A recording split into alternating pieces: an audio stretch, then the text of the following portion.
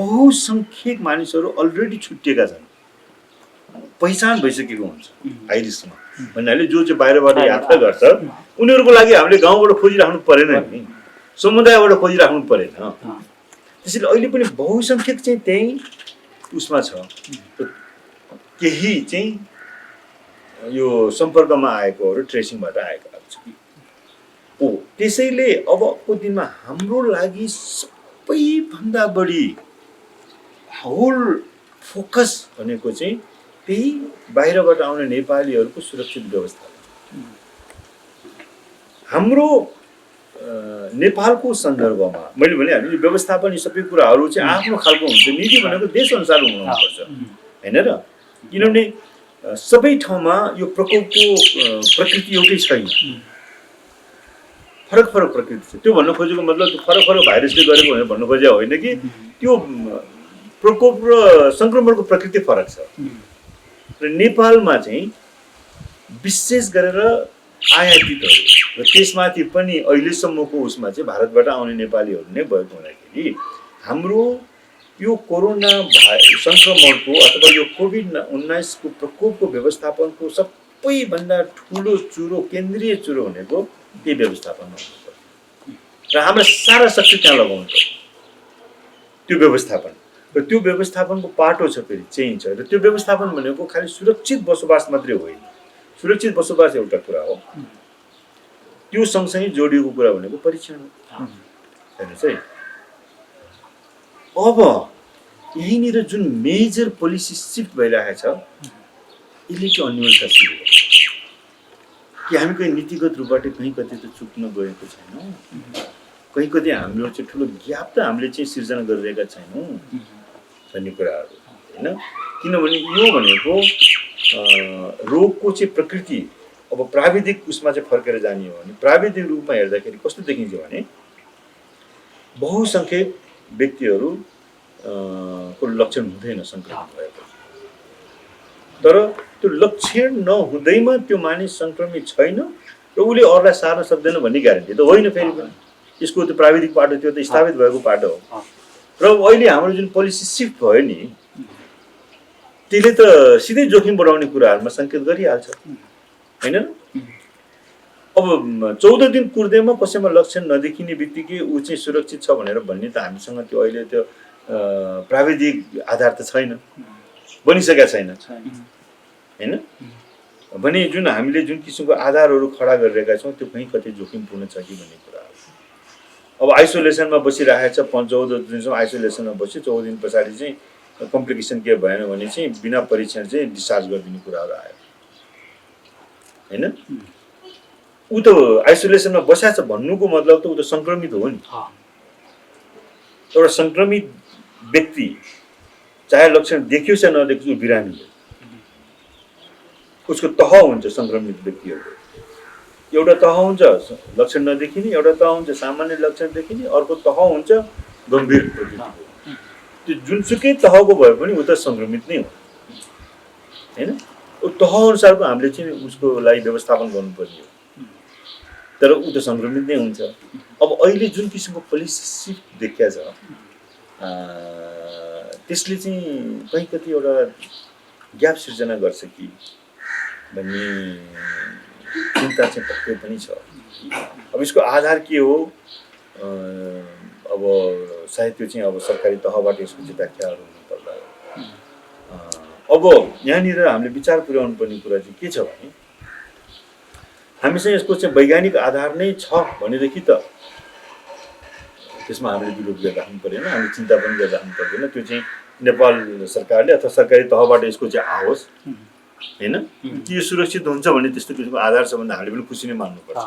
तर यदि कहीँ कतै हामी चाहिँ व्यवस्थापनमा हाम्रो कमजोरी, व्यवस्थापनमा भएका चाहिँ हाम्रा चाहिँ विकनेसेसहरू को कारणले गर्दाखेरि यो पोलिसी सिफ्ट भएको हो भने यो जनस्वास्थ्यको दृष्टिकोणबाट अत्यन्तै जोखिमपूर्ण, अथवा कहीँ कतै स्रोतको कमीले गर्दाखेरि अब हामीले चाहिँ अरू प्रयोगशालाहरू बनाउन सक्दैनौँ, अरू चाहिँ पिसिआर किन्न सक्दैनौँ, अब हामीसँग त्यो यथेष्ट जनशक्ति हुँदैन, बनाउन सक्दैनौँ भने यस्ता आधारहरू हुन् भने यो असाध्य गम्भीर कुरा हो, अत्यन्तै गम्भीर कुरा हो। सायद अहिले यतिखेर त्यस्तो आधारमा टेकेर हामीले चाहिँ जोखिम मोल्ने बेला छ।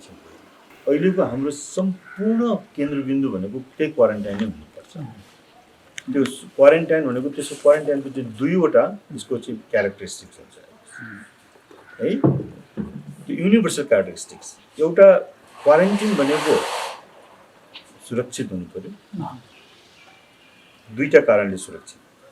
मैले अघि भने क्वारेन्टाइन भनेको के अरे हाई रिस्क जोखिममा भएको व्यक्तिहरू बस्ने ठाउँ, तिनीहरूमध्ये कोही सङ्क्रमित हुन सक्छन्, कोही सङ्क्रमित नहुन सक्छ हैन। जबसम्म हामी पहिचान गर्दैनौँ, पहिचान गर्ने एउटा समय लाग्छ हैन, र त्यो परीक्षण गरेर नतिजा निकाल्न एउटा समय लाग्छ। र त्यो अवधिसम्म चाहिँ यदि कोही सङ्क्रमित छन् भने त्यसले अरूलाई त्यहाँ सङ्क्रमण गर्नु भएन, र कोही सङ्क्रमित छैनन् भने अरूबाट ऊ सङ्क्रमित हुनु भएन।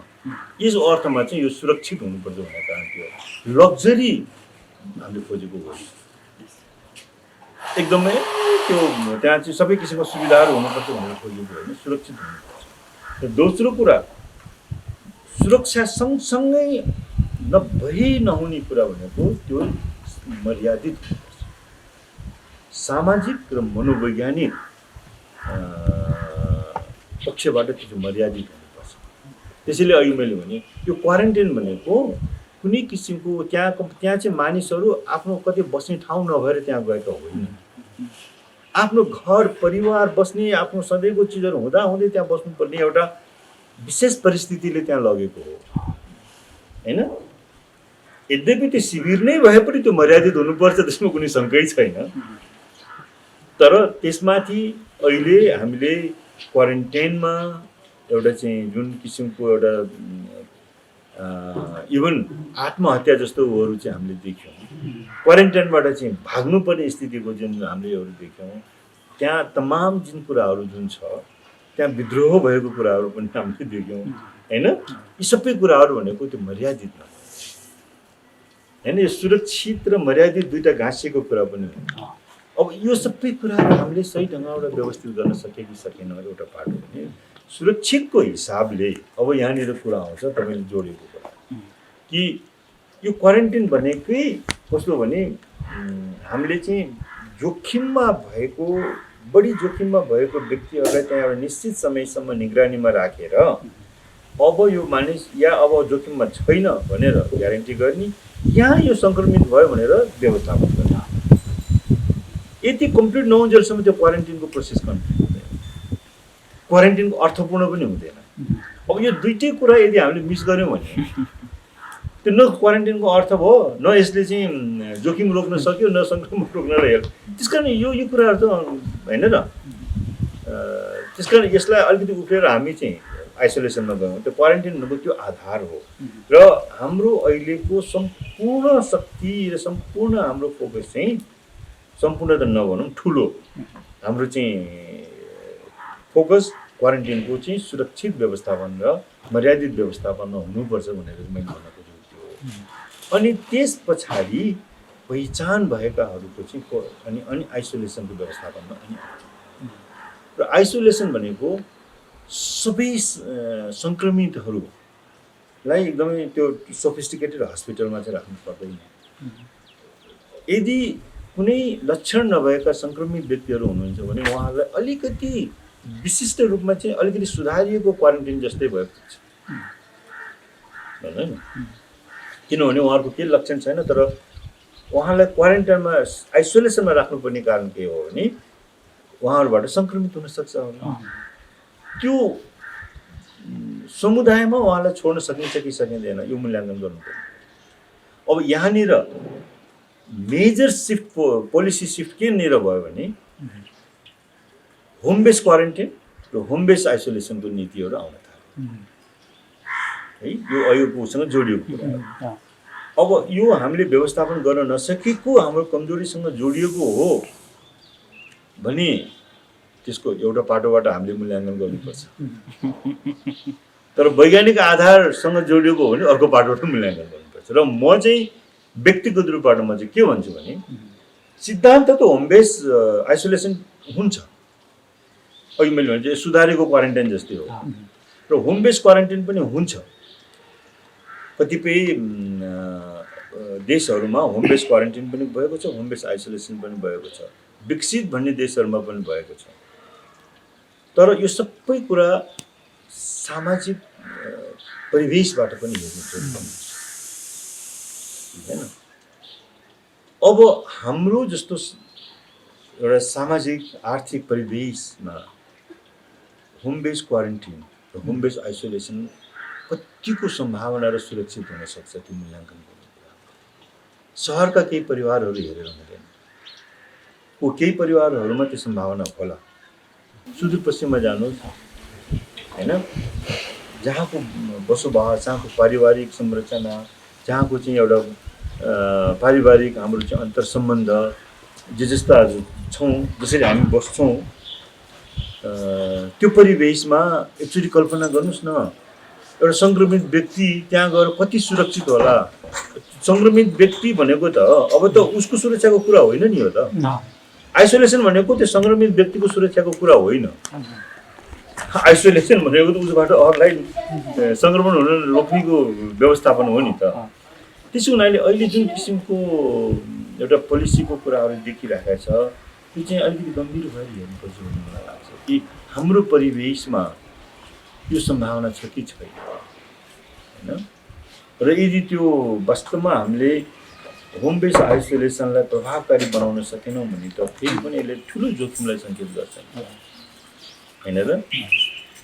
अब यहाँ कस्तो छ भने लक्षण छैन, केही छैन, उसलाई केही चाहिँदैन भन्ने अर्थमा मात्रै त्यतिलाई मात्रै आधार मानेर होम बेस्ड क्वारेन्टाइन के अरे आइसोलेसनको कुराकानी गर्ने हो भने हामीले आधा आधी मात्रै कुरा गरेको ठहर्छ कि जस्तो मलाई लाग्छ हैन। त्यसकारण यसलाई चाहिँ संस्थागत नै गर्नुपर्ने आवश्यकता चाहिँ म महसुस गर्छु। तर त्यो संस्थागत आइसोलेसन भनेको चाहिँ फेरि पनि यो ठुल्ठुलो चाहिँ हस्पिटलको परिकल्पना गरेको होइन। अलिकति सुधारिएको क्वारेन्टाइनमा पनि हामी संस्थागत आइसोलेसनको व्यवस्थापन गर्न सक्छौँ। हामीले यहाँ चाहिँ जस्तो सुरुमा यो कोभिड हस्पिटल बनाउने भनेर भन्दाखेरि केही ठाउँहरू हामीले प्रपोज गरेका थियौँ, लैजाउँ कभर्ड हलमा चाहिँ डङ लगाएर चाहिँ हस्पिटल बनाऊँ होइन। यहाँ सरकारी भवनहरू छन्, जस्तो सरकारी भवनहरू छन् जहाँ चाहिँ 200-400 जनालाई अहिले पनि राख्न सकिन्छ मजासँग। सरकारी उसको चाहिँ होस्टेल मैले त महाराजको क्याम्पसकै पनि महाराज मेडिकल कलेजकै पनि प्रपोज गरेको थिएँ।